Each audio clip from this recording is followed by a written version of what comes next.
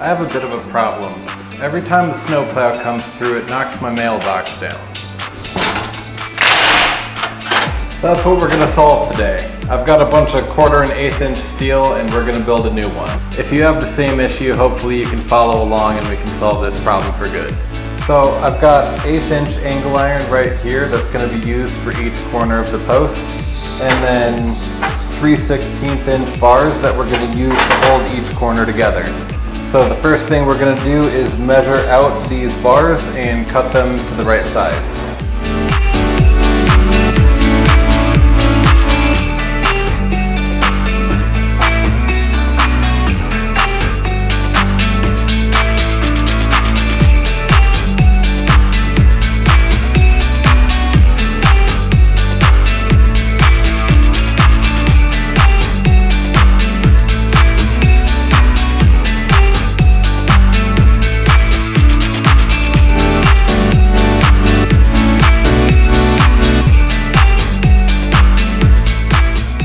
Alright, so I got these all marked out and cut down to size. They are 3.5 inches, as that is the actual size of a 4x4 post that you would typically use for a mailbox. And I'm going with that as I already have one of those cemented in the ground. So after that, I went ahead and cleaned up the edges on these, and now all that's left to do is weld it all together.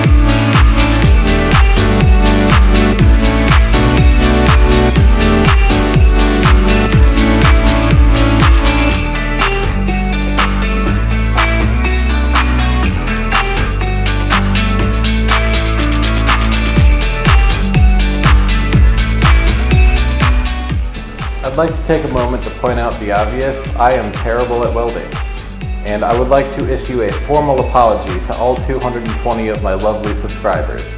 I am so sorry. Regardless, this is all done.